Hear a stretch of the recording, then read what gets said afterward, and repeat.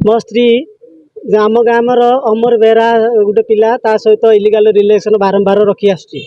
मो स्त्री जणे यौनलोभी लोक ताकू प्रत्येक दिन शारीरिक सुख दरकार होइथाय। मो आज्ञा प्रत्येक दिन शारीरिक सुख देई पारु नाही बोली से आम गाँ पिला को राति गोटे समय रे घर को डाकी गाँ पिला पाखरु शारीरिक सुख नौछि। एमिति मो स्त्री प्रत्येक दिन करे। आउ हठात मो निद काली गोटे समय रे भांगला। आउ मु देखिला बेलकू मो स्त्री आउ आम गाँ पिला दुहे खट तले शारीरिक सुख नेबारे पूरापूरी व्यस्त अछंती। हां आज्ञा ए कथा कहउछंती जणे स्वामी जनक अभियोग अनुଯାयी तांको स्त्री कुआडे गाँ पिला सह राति हेले घर को डाकुछि। आउ से गाँ पिला सह बारंबार शारीरिक संपर्क मध्य से तांको स्त्री रखुछि। तेबे ए नै स्वामी जनक कोन कहउछंती आपण आंटिके भलो भाबरे सुनि नियंतु।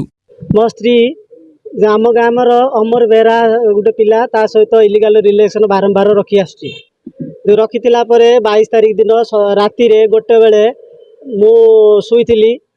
गोटे बेले गोटे रूम भितर गोटे आवाज हैला निद भांगिला परे देखे तो ये पाखरे मो स्त्री नाई से मु लाइट जली देखे तो मो स्त्री आ से जो मन अमर बेहरा दी जन असंजत अवस्था से पलंग तले शुईकी कार्यक्रम से लिप्त व्यस्त रही। तेबे ए नहीं स्वामी जनक स्त्री परपुरुष सह बारंबार शारीरिक संपर्क रखुची कही मु आउ से स्त्री को मो घरे रखिबी नाही बोली कहउछंती। तेबे एबोली बाहा हैला परे भी स्त्री परपुरुष सह शारीरिक संपर्क रखुतबा से स्त्री लोकमानंकु केमितिका दंड अत्यावश्यक आपनक मतामत कमेंट बॉक्स रे निश्चय जणांतु।